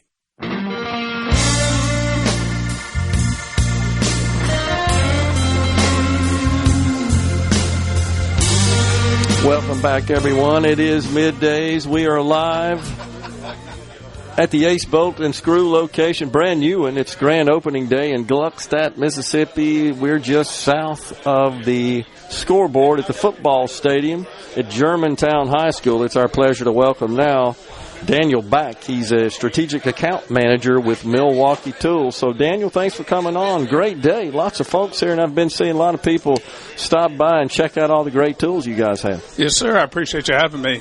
We're glad to be out here with Ace Bolt as a partner with Milwaukee. It's a great day to be outside, and traffic's starting to pick up. Yeah. Lunchtime brings the folks. Lots of construction activity in this area as well, as you're well aware. So have you seen kind of an uptick in the demand for your products as a result? Yeah, absolutely. Especially with, the mega sites that are going on up here, you know, your bridge work, construction, things like that. Yeah. Getting our team out into the field and working with those customers has really driven the demand for it, and we're seeing an uptick with Ace Bolt and Screw this year. So the Ace Bolt and Screw team is great. They really have tremendous knowledge of all the products that they carry, including your stuff from Milwaukee Tool. But you guys support them in their efforts as well, right? Absolutely. We do training events. We can come out and assist their sales reps, going out to customers and kind of speaking that knowledge for them. But we really rely on them for the partnership side to either, assist us in helping get to the customer or solving the customer's issues. So being in between the two of them, we really rely on their outside sales team for the support. And Milwaukee's very, very innovative company. I mean, you guys are always introducing new tools or just improvements to existing tools, right? Yes, sir. That's the goal, is never stay consistent. Always try to improve and be at the very best. We just finished our facility up in Grenada. Right. So that's finally open and running. I think we have 2 lines open right now, so we're still going to have some more going on in there and see that ramp up as far as bringing some more things back here. Are you making specific products there or all the products? How does that work? So we have some of them. Some of the linear edge is getting transferred over to that site. As far as like Sawzall blades and bandsaw blades and hole saws are getting transferred over to that. But a lot of that stuff is made here. And, we appreciate the folks from Mississippi that are willing to work, for Milwaukee here at all of our facilities, and we really appreciate all that they do for us. Yeah. So in your role, do you provide some of the training yourself, or do you have a team that accompanies you to do that? Yes, we do some of the training myself, and then we'll also have a couple job site solution folks who go to the job sites. They'll assist with the trainings, and so with that, we kind of partner together to ensure that we cover, the GC side, the electrical and mechanical. So we have a person for each one, and we kind of tap on them in when we need them. What's it like working with the Ace Bolt and Screw team? They're great. Brandon's been real good. I know he was on here earlier. Yeah. I really enjoyed corporate sales manager. Yeah, working with him. They're very appreciative of the help that you do provide them, which for me personally goes a long way. I like when customers appreciate what I'm doing for them and really do appreciate it versus, being told to do it and you just got to. So with these guys, I really enjoy partnering with them, and I'm looking forward to kind of going more this year with them and helping out and truly showing them what we can do as a partner with them. They keep growing. Every time they do, it's more business for you guys, right? We're trying to make it that way. But yes, sir, it is. Impressive facility here, great turnout, great weather, and again, located really very strategically to a lot of construction going on. Absolutely. Especially with the mega site and the AWS project. Some 2,500 workers, it's my understanding, are now on the job site. So many that they have to park off site and bus them in. Yeah, it's going to get up to about 5,000 employees up to that facility once, I guess, a couple more months go down the road. Yeah. I think by September, we'll have about 5,000 workers up there. What sort of products are they using in a construction project like that? So they have our standard or your standard drill, impact wrenches, grinders, SDSs, but what we're trying to do from the innovation side of, bringing new products to the site is going to be more of our MX Fuel sort of line. So that's going to be with your battery-powered threaders, your concrete vibrators, your screeds, just anything that can be used from the concrete perspective. That's what we're trying to go after. Okay, because there's a bunch of big concrete pads. Oh, yeah. Yes, sir. Supporting those buildings. Yes, sir. Man, that is incredible. All right, Daniel Beck with Milwaukee Tool, the strategic account manager that handles Ace Bolt and Screw, has been our guest. Appreciate you coming on. Thank you very much, sir. Man. You take care and have a good one. You too. We're coming right back, folks. It's time for a break. It's top of the hour. That means Fox News and SuperTalk News. When we return, it's the director of the Mississippi Development Authority, Bill Cork. He's the executive director of MDA. Stay with us. Once again, we're at the Ace Bolt and Screw location in Gluckstadt, Mississippi. Come by and see us. They got the catfish serving up. Looks pretty good.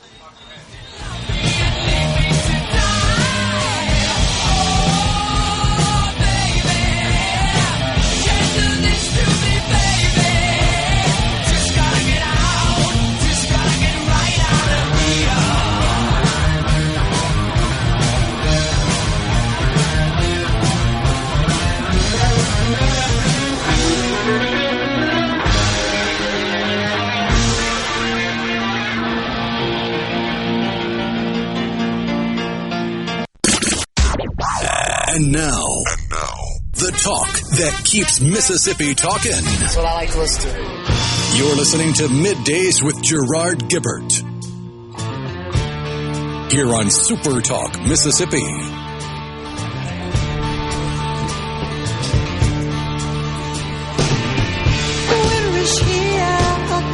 Welcome back, everyone. It's hour 3 of Middays. The afternoon portion is now live. We have relocated the Element Wealth Studio right at the front door of the Ace Bolt and Screw in Gluckstadt, Mississippi, just south of the scoreboard at the Germantown High School football stadium. Come by and see us. We're on this Hump Day. We've made it to the middle of the week. That is fantastic. It's our pleasure to welcome now the Executive Director of the Mississippi Development Authority, Bill Cork. Bill, good to see you, man. Thanks for coming out today. Thanks for getting me out of the office. It's beautiful out here today. So this is a day we need to be recruiting industry into the state. Show them the Chamber of Commerce weather, as they say, right? Exactly right. So, well, not far from our location right here, Bill, of course, is the largest economic development project in the history of the state, that at the Madison mega site, Amazon Web Services, building 2 hyperscale data center campuses, some of it at the mega site, some of it, as you know, in the south part of the county in Ridgeland. That's been a huge success story for the state. But you guys have enjoyed a number of success stories in the last couple of years that has just been phenomenal. It really is. We just announced this morning 100 new jobs in Batesville at GE Aerospace. I think a $10 or $11 million investment up there. We had another announcement earlier this week. We got one more coming. So it's just the hits keep coming. Just watch the governor's Facebook feed. And he loves it. He loves it. And he's awesome. I mean, it's so good to see that the governor is really super focused on economic development. I personally believe, I think you probably share my view here, that virtually all of our most critical issues in our state are, in fact, addressed by economic development. That's right. I mean, and the governor set out very early on in his tenure as governor to raise the average wage, right, to attract companies that provide family-sustaining wages with good benefits, safe work environments.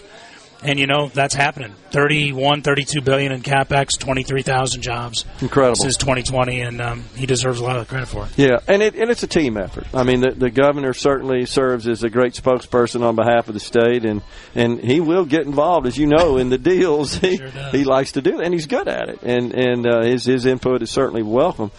It's a team effort, though, is it not, Bill? You know, economic development's a ground game, though, Gerard, and I think you know this. You've seen this happen up here in Madison, and if we don't have a good, strong local teams and that have the product in place and can be responsive to these companies, there's really not a lot the state can do to break that cycle. So I like to tell everybody who's listening out there that if you've got a community that's not taking advantage of this great growth and success that we're seeing now, you know, the question you really got to ask yourself, what are you doing at the local level to make that happen? Totally true.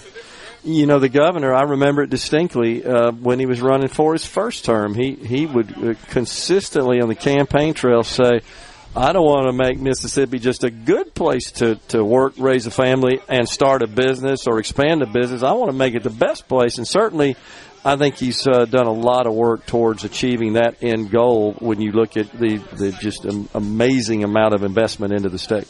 It is, and he's fond of saying, too, that he's proud of the geographic distribution. In the 82 counties, I think we've had probably over 30 counties get something. And, a $75 million project and 25 good high-paying jobs in rural Mississippi is a home run. Huge. So, no doubt about it. To what do you attribute all this success? You were just talking about GE Aerospace and their investment in North Mississippi. I mean, what is it they see and what is it they like about Mississippi, Bill? Well, I think, any company that in this environment that's trying to deploy capital and to take advantage of the U.S. markets or to expand in their existing U.S. market, they're focused on three things, and that's speed, risk, and money. And speed, what we mean by speed is how does that company go from spending money to making money the fastest? And risk, do we know what they are? Can we mitigate them? And if we can't mitigate them, at least they're known so we can kind of manage around them. And then the money is really not just about cash and incentives. It's really about how does doing business in Mississippi impact their balance sheet. And I think we've got a great story around all those three things. I think the governor's very focused on speed to market. We're doing a lot of due diligence on these sites. We know what's out there, so there's no surprises. And our affordability is our strength as well, which helps the balance sheet and the overall business climate. So no doubt those things that's what's doing it. And we've got a very competitive market here in the Deep South. I mean, as you can see, it's a race for eliminating the income tax and providing site development grants. And, I mean, it changes every day. You got to be on your game. You can't be complacent. Investments in workforce development as well, and I've thought, having been involved with the Development Authority here in Madison County in this AWS project, the other factor in economic development today is energy. And what a huge deal that's become. We're blessed with great energy partners that service the state of Mississippi, and the feedback that we received often, and I know you hear it as well, is just being responsive and being able to cut through the red tape and the permitting and all the other rules and regulations, because that is how you get the speed to market. Speed and risk. Yeah. I mean, if you can neutralize those two things, you've got 2/3 of the battle done, and then it's really about the company's ability to make money. At that point. And we're not going to win every project because we may have other places may have logistics advantages or natural resource advantages. Sure. But we also know what lane we're swimming in, and we know exactly which companies are more likely to be here. So we're very much more targeted in our recruitment strategies. And I think that's also helped with the win rate going up, and we're just not wasting as much time chasing things we can't win. Yeah, and that makes total sense. The tax and regulatory environment here in the state of Mississippi, even though the legislature just passed really sweeping tax reform, ultimately eliminating the income tax over a few years, this is a pretty good low-cost place to do business when it comes to that. It is. It's affordability is one of the key attributes. And look, a lot of companies, before they even come to Mississippi to have a conversation with us, have already done their homework. Yeah, sure. So if they didn't think we were going to be in the hunt, they wouldn't be here. Right. So I think that's one of the things. The tax environment and affordability are clearly advantages for us. I think the reduction in the overall long-term reduction in the personal income tax, I think, is really going to help attract wealth to the state. This is one of the areas where we do see in competitions where we have family-owned businesses or closely held businesses, those high-net-worth individuals that are thinking about making an investment here want to be here with that investment for a while, and they may move here, and they're going to have concerns about what happens to their wealth. Sure. And so, if there's another place where they can go that's just about the same, but, it tips them over the edge on that personal income tax, that's a real factor. And these are the kind of investors we want. We want sort of the family-owned business, people that are committed to the community, people that are going to take care of their employees, and they're not just going to be a number on a spreadsheet. And so I think this income tax thing in particular is really going to help those kind of businesses find a home here. Part of the equation in the speed to market objective, of course, is site readiness and just having appropriate, proper sites that are ready to go, shovel ready, so as they say. The governor is keenly focused on that and gets that, and we've had some site grants, as you talked about. This is going to play out big time in our recruiting efforts. It is a speed-to-market play, and, the governor's a convert on this. He was never really a big fan of investing in these industrial parks speculatively, but, look at in Madison County for the AWS data center, how many years was in the works with the road infrastructure and the water and sewer getting extended. The aluminum dynamics project in Columbus, I recall Joe Max Higgins out there telling the crowd that it was 11 years, almost to the day, before that announcement that they first extended the water line to that site, and it sat empty for 11 years. So, this is a business that you have to understand takes time, takes patience, and takes investment, takes money to make money. The governor figured that out, and he has got a whole government approach to funding these things. I think he just announced here just a month or two ago over $111 million aligned towards site development and workforce development, and that's just unprecedented in the South right now. Yeah, that's incredible. And the feedback we've gotten certainly on the mega site not far from here from Amazon and other suitors as well that have built projects out there has been nothing short of phenomenal. I think it serves to some degree as a template of perhaps what we could do in other parts of the state. No doubt. I mean, the textbooks will be written about projects like this in Madison County and in the Golden Triangle, and some of the work I did down in Hancock County, and what you're seeing happening in Vicksburg over there with the new Southport. I mean, we figured this out, Gerard, and it just takes time and money and patience, and it'll get done.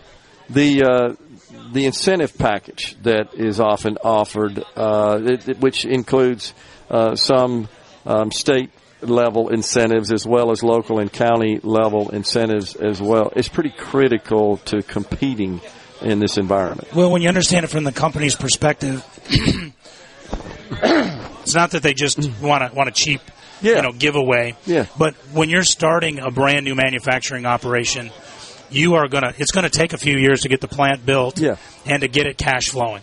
And so our philosophy is in those first 5 to 10 years when they're struggling to get to free cash flow, we don't want to necessarily be a huge burden on them by being overly onerous in the tax environment. Yeah. And so that's really what the incentives are designed to do, help the companies get from spending money to making money the fastest. And then once they're a going concern, we're all winning. We got Bill Cork. He's the executive director of the Mississippi Development Authority. We're at the Ace Bolt and Screw in Gluckstadt, Mississippi. Come by and see us. We're going to come back with more talk with Bill after this break. Stay with us.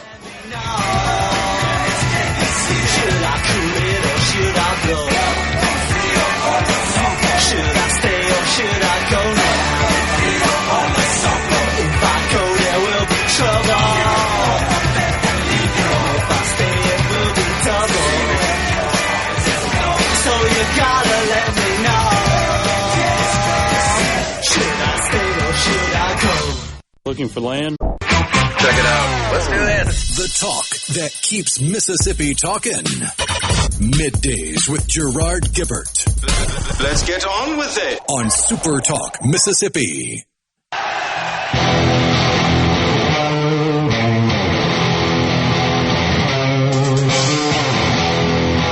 Welcome back, everyone. Live from the Ace Bolt and Screw location. It's a brand new and it's grand opening day. We're in Gluckstadt, Mississippi.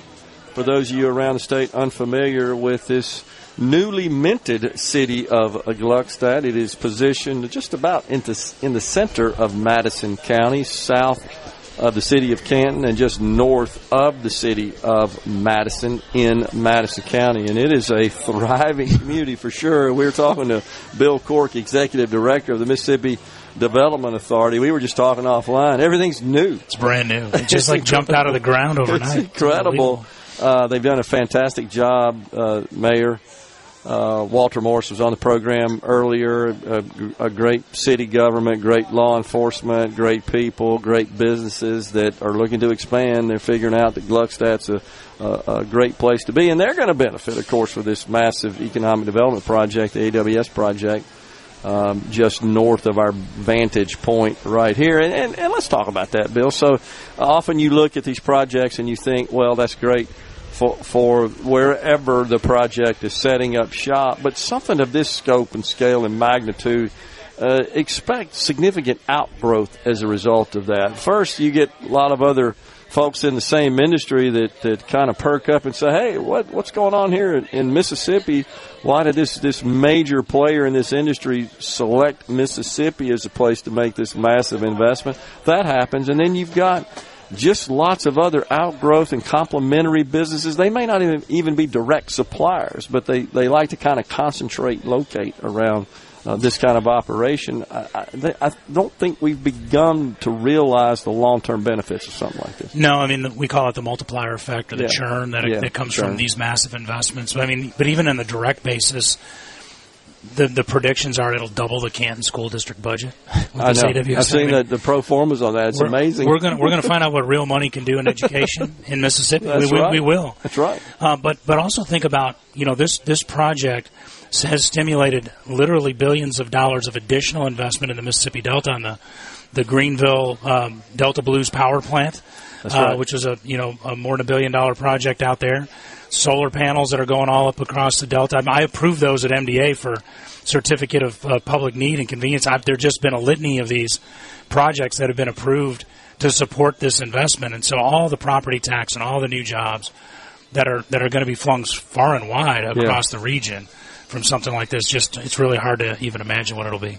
Yeah, so when you think about even doing a fee in lieu of, which is really just a negotiated tax, if you will, property tax, as opposed to paying just the full rate of property tax.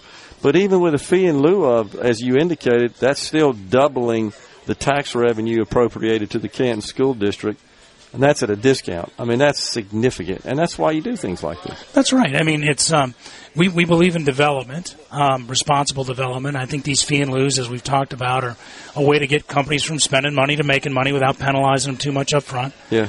But, Amazon, when they came to town, they didn't ask us for cash. That's exactly right. And I think a lot of people don't realize that they're paying their own way. All the utilities is backstopped by corporate guarantees.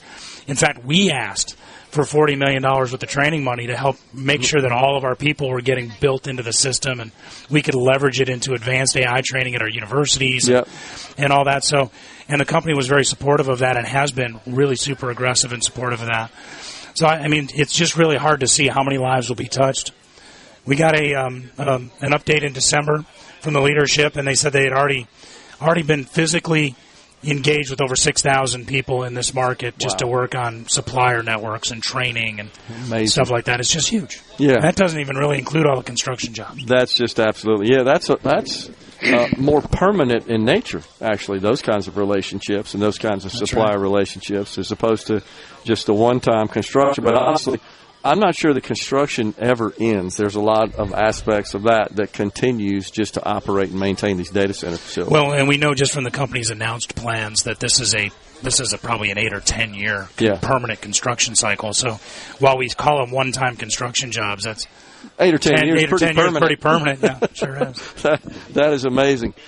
So, Bill, there's been lots of positive news, and the governor has rightfully highlighted that, and the national media as well, about the state of Mississippi in economic development, in education, in tax reform, and the like. How is that benefiting your economic development efforts? It's really cool, actually. And I speak at a lot of conferences and trade shows, and I travel internationally. Of course, just got back from Europe. I was a week in Europe 3 weeks ago in Korea.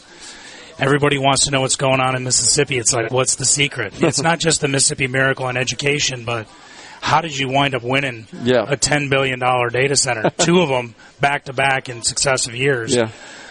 People just have these perceptions of Mississippi that are being shattered by these announcements. And, I was really proud. We were out at NVIDIA, the big chip maker. They have their big annual conference called GTC in San Jose, and Dr. Courtney Taylor, who's the head of Accelerate Mississippi, was on a panel, and she was getting beat up by a California General Assembly person, one of their state legislators, about how they just can't imagine that Mississippi can be a technology leader with Courtney sitting right next to him. And the panel moderator from NVIDIA literally broke down and said, Mississippi's workforce development around AI and advanced technology is the most advanced in the United States, and California could take a lesson. Absolutely. So, I mean, people are still scratching their heads as to how that could be true. So I think it's great. Well, not only that, speed to market in California, to them a century is fast, right? So if they get it done at all. Exactly, if they get it done at all, because they try to make it difficult. Whereas we try to simplify it. We try to streamline it here. And you guys, the governor, our governments, both at the local and the state level, have done a fantastic job in that. That's true. And look, we've got a great team. The Mississippi Development Authority, we're small but mighty.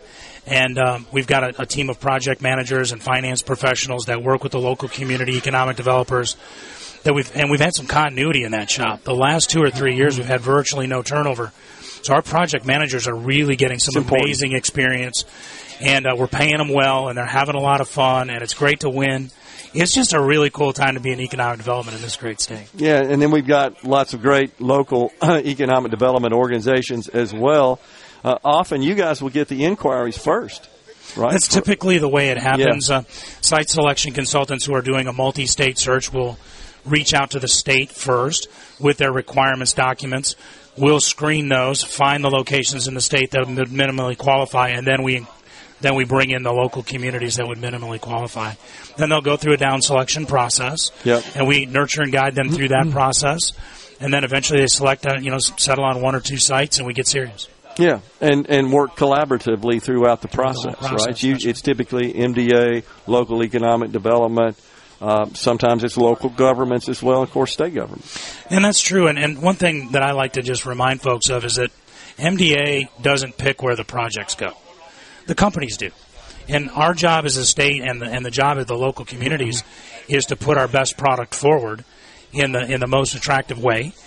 And then my job at the state is to put all that product in front of the companies, and then they pick where they want to go. Yeah. Just make the overall pitch and discuss the options that are available, if you will, and they figure that out. They've already got some degree of knowledge of that, typically, right, before they even call you. The bigger projects all have professional consultants who have a broad experience, typically in the state, have been here before with other companies. What they do. And that's what they do. Yeah, there's no doubt about it. What can you tell us, if anything, about what might be on the boards? I know you guys have got some announcements. I just know generically there's some stuff cooking. What can you tell us? Well, we had a record year in 2024 with $15 billion in CapEx. We're fixing to make that look like small play. Let's just say that. Yeah, it's going to be an amazing year. Just through, if you don't count the Compass Data Center that we announced in January, which is big in its own right. Over in Lauderdale. Yeah, over in Lauderdale. We've already announced $1.9 billion worth of projects so far this year. That's fantastic. And over 1,500 new jobs. So we're not even really halfway through the year yet, and we're already 3X what the average was for the previous 8 years. Wow, that is incredible. What are you seeing across the country here from your peers that serve in similar roles in other states? Everybody's covered up. Everybody's busy. Their pipelines are full. Mississippi's pipeline, I just checked it this week when I briefed the governor, $76 billion in capital investment and 36,000 jobs. 169 projects we're working right now. And what I can tell you is that Mississippi, Alabama, Louisiana, and Tennessee and Arkansas, the Deep South states, are almost getting a look at every single project that looks at the United States. Now, they may eventually decide to go somewhere else, but we're usually the first look. So those states have a real great aperture as far as what's going on in the world. Historically, that hasn't been the case. That is not the case. That's right. It was the Carolinas and Georgia. That's right. Fairly new phenomenon, which is good news for the state of Mississippi. Bill, always good to see you, man. Thank Enjoy you very the conversation. Much. Appreciate it. Bill Court, Executive Director of the Mississippi Development Authority, has been our guest at the Ace Bolt and Screw in Gluckstadt, Mississippi. It's grand opening day out here. Come by and see us. They're serving up the catfish. We're coming right back with more from the Element Wealth Studio in Gluckstadt.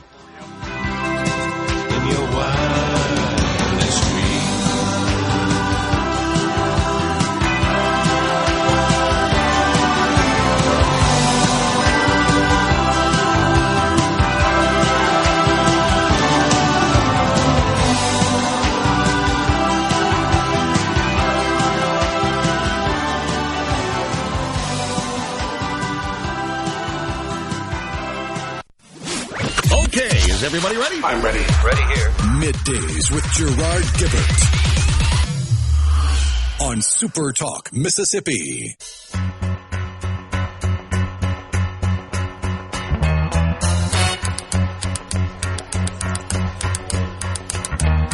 Tumble out of bed and I stumble to the kitchen, pour myself a cup of ambition and yawn and stretch and try to come to life. Jump in the shower and welcome back, everyone. It's Middays from the Ace Bolt and Screw location, brand new one in Gluckstadt, Mississippi. spectacular spring weather here across the Magnolia State. Lots of the great vendors that support Ace Bolt and Screw are here. They are on hand exhibiting their wares. Lots of people coming by to check them out. Great people, great products right here in what is really mostly a brand new city in the state of Mississippi, the city of Gluckstadt in central Madison County. On the C Spire text line, there are a lot of folks, Rhino, we were talking about the Mother Jones article, which suggested man's best friend, dogs, are bad for the environment, also citing previous studies that had already determined that cats are bad for the environment. Oh, my gosh. And they were talking about, of course, the fact that these animals do excrement out in the out of doors, and that's polluting the environment. On the C Spire text line, all animals poop, kill them all. Yeah, that seems to be what they're thinking about. Unbelievable. Haha, I don't think you're even supposed to spell that on the radio. Oh, well, I guess I messed up. Maybe Rhino bleeped it out for us. Raised rabbits, great fertilizer, sweet pets, and finger looking good. Oh, man. Let's see. On the C Spire text line, Stewart Lawnscape says, I'm not smart enough or know enough to know the solution, but there is a crisis facing the farming industry in America. Farmers can't make a profit at current prices. It's a supply and demand problem. Those seed and equipment companies have pushed higher production so hard that it's increased supply too much. Meanwhile, farmers are no better off than they were decades ago, even though they are producing record high crops. I do absolutely believe there's a lot of truth to that innovation and technology and farming methodologies and processes and just other innovations, all aspects of a farming operation have just become significantly more productive. That's because it's one of those things we've been working on a long time. It's been around for a long time. So talking about farming and agriculture in general, because we use it to feed ourselves. That's what we do, and to make other products that are used in clothing and medicines, and I mean just a wide range of products that start on the farm. No doubt about that.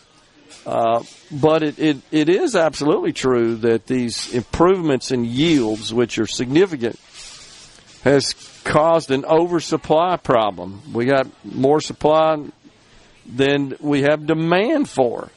And that's pushed the prices down of lots of these commodities, and it's made it extremely difficult to produce a profit in that industry, no doubt about it. I think it could be argued that there is at least one example of government overreach that is a factor in this entire conversation that no one wants to bring up. What's that? If you go back to 1970, the Plant Variety Protection Act. Yeah.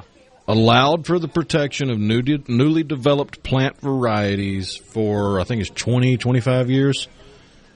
So for the first time in human history, since the first man took a seed, put it in the dirt, added some water, and let it grow, and then ate what grew, farmers could no longer reuse the seeds from the plants they grew. I didn't know that. Thousands of years of agrarian society down the tubes because of the Plant Variety Protection Act. Yeah, I remember my economics professor talking about this back in the late 70s. He referred to that particular legislation and talked about the potential dire consequences of that. That's absolutely true, and I realize that is part of the problem in the agricultural industry and the dynamics there, no doubt about it. But it is kind of perplexing as to why we're importing some of these products. It's got to be based on price. So we have a conundrum where the price of lots of these competitive similar products, in some cases I guess equivalent, coming from other countries is lower than the same products produced here. Even though the price is higher here, it still doesn't produce a profit that is economically viable and sustainable. all that's a problem. No doubt about it. I don't know what the plan is other than I foresee significant federal financial assistance coming down the pike. Right now, as we talked about with the commissioner and anecdotally, a couple of farmers have also indicated to me that the lack of a farm bill is a huge concern for them. And if I'm not mistaken, Rhino, this reference pricing that you and I researched a bit, that's always part of the farm bill, essentially just guarantees, if I'm not mistaken again, through federal subsidies, a certain price per whatever the volume unit measurement is in various agricultural products. That if the market doesn't produce that price, the federal government will step up and reimburse the farmers to a level that covers the delta between what they're selling it for on the market and what this so-called established reference pricing is.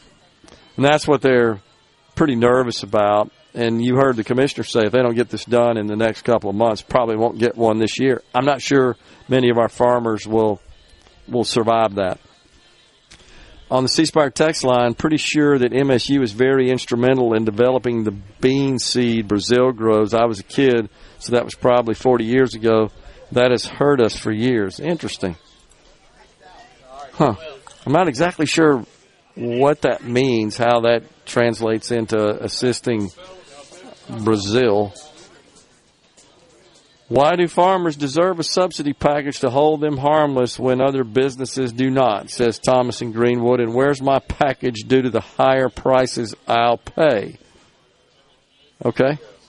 John Deere is going into Brazil and hurt us. So do you mean they went into Brazil to manufacture their products, their farm equipment? Or they went into Brazil and helped Brazilian farmers with their technology and equipment? I'm not really sure what's being said there. But it's certainly something we're likely to see a lot more discussion about. As I said earlier, Secretary of the Agriculture, Brooke Rollins, says the USDA does plan to assist farmers with this tariff backlash. So you're adding that kind of to the already highly pressured financial situation experienced by farmers. You just layer on tariffs to those problems, and it's a very concerning situation. And that's after, of course, the president said he was imposing reciprocal tariffs, including on a lot of these farming products.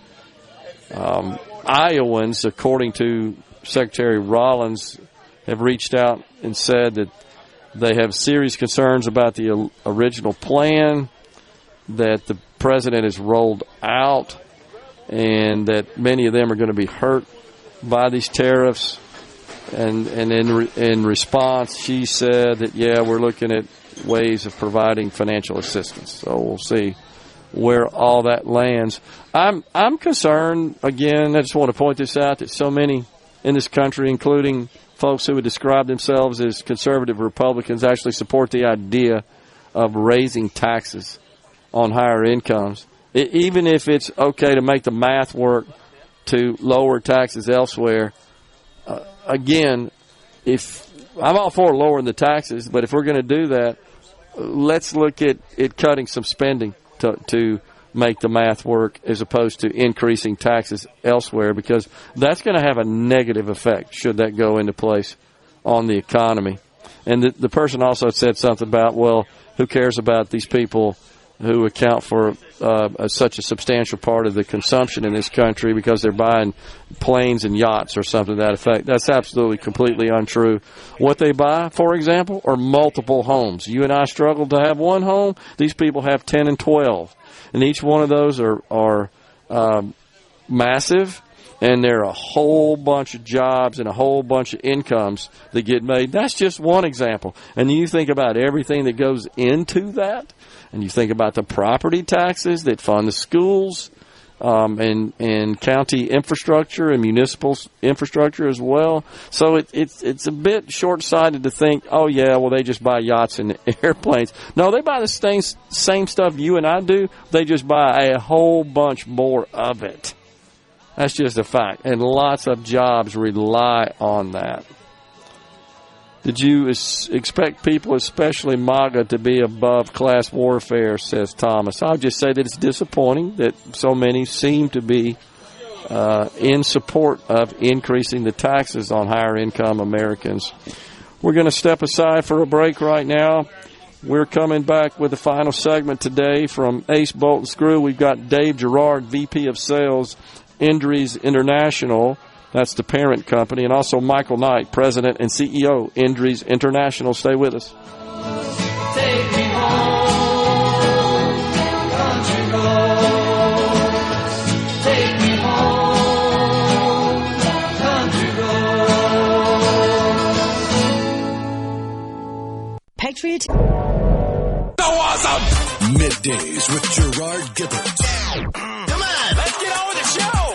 On SuperTalk, Mississippi.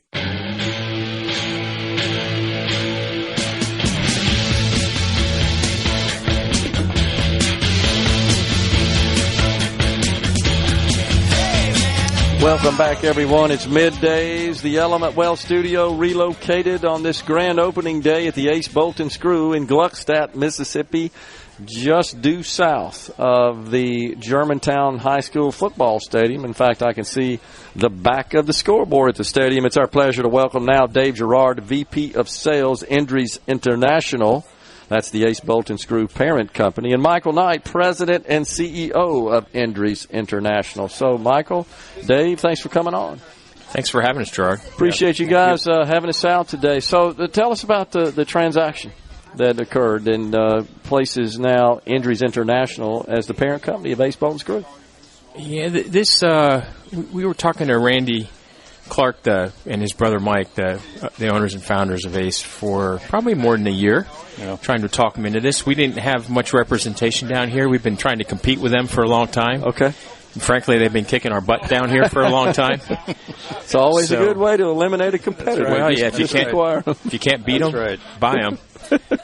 So that's how this whole thing came together, and it's never a moment's regret. Great people, really great people. Really, and we're proud of them, as you know, Dave. Awesome Mississippi family and Mississippi company, like so many great Mississippi companies. So where is your company located? We're located in northeastern Wisconsin, small town called Brilliant. Wow, that's awesome.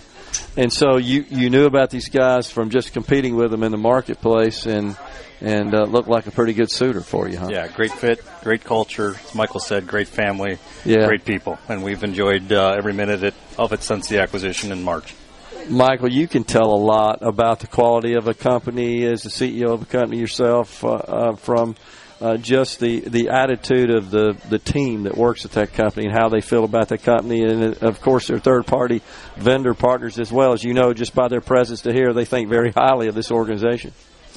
Yep, people make the difference. That doesn't matter what your business is. You got good people, you got a good business. If you don't, you don't. Yeah. So is it played out pretty well for you to this point, Dave? This company seems to be thriving, and there's a lot of activity in the various markets that they serve, plenty of demand for their products and great people behind them. I tell you what, it's been a great year thus far. And every time I come down here, I see more and more new construction, which just really excites us for being in this market. Yeah. It's exciting. Well, we're excited about it, too, Michael. In the state of Mississippi, I think that there's a misconception about our state. When you get outside the state, people that have never been here, they kind of form these opinions and these stereotypes about our state. They don't realize how serious we are and how great our people are. Yeah, and you're right, people, but I think they're going to figure it out, especially with what's going on in the current environment. There's so much that's attractive here, and your local government is really tuned in, very supportive. It's up and to the right for Mississippi as far as I see. Yeah. Have you been out to the AWS site in Madison County? Have you taken a look at that? Not yet, but I think we're going to stop there after we're done here today. I'd like to see it. Honestly, it's hard to really even acknowledge and fathom that you're in the state of Mississippi. And I'm a lifelong Mississippian, born and raised here, and to just observe and witness firsthand with your own eyes something of this scale and magnitude. We never thought we'd see anything like that here, but we are. I think Mississippi is poised to be a technology juggernaut. and I think that's good news for Ace Bolt and Screw. What do you think, Michael? I think so. If it's what I like to say is we're kind of holding the world together. What our core business is industrial fasteners, and then all the other stuff that you need for industrial fasteners. And when you think about it, it's our whole world is held together with this stuff. Yeah. So the more of these data centers they put up, and the more manufacturing that we have in the U.S., the better our business. It feels pretty good. Yeah. Well, and the data center aspect of the technology industry is an interesting one because it is very construction and asset intensive. I mean, there's big buildings and a lot of complicated construction involved in that, and I'm sure that drives demand for what you guys do. It does, absolutely. Brandon, who we had on earlier, is busier than I'll get up right now. That's what he told me. Just working there. Like at the site virtually every day. At the site every day. That's just incredible, and I think there's more coming. But did you have any reservations, Michael, about acquiring a Mississippi-based company? That ever cross your mind? Nope. We've been doing this a long time, and what we're looking for is, we were talking about earlier, a good fit, good people that share our values, hardworking. And when we find that, it doesn't matter where they are. And when you look at, and that's a hallmark of kind of upper Midwest. It's one of the neat things about the upper Midwest, real humble people, hardworking. And when you go through the whole country and even in our operations in Asia, what you see is just a microcosm of this. So when we find it, we're all in. No substitute for good people, no doubt about that. Michael Knight, President and CEO of Indries International. That's the parent company of Ace Bolt and Screw. Also, Dave Gerard, VP of Sales, Indries International, has been our guest. Appreciate you guys for coming on. Congratulations. Appreciate it. Thank you. Folks, that's a wrap here today from Gluckstadt, Mississippi at the brand new Ace Bolt and Screw location. Come on out and enjoy this beautiful weather and pick you up some tools and stuff while you're here as well. That's a wrap today. We're back in the Element Wealth studio at SuperTalk headquarters tomorrow. Until then, stay safe and God bless everyone.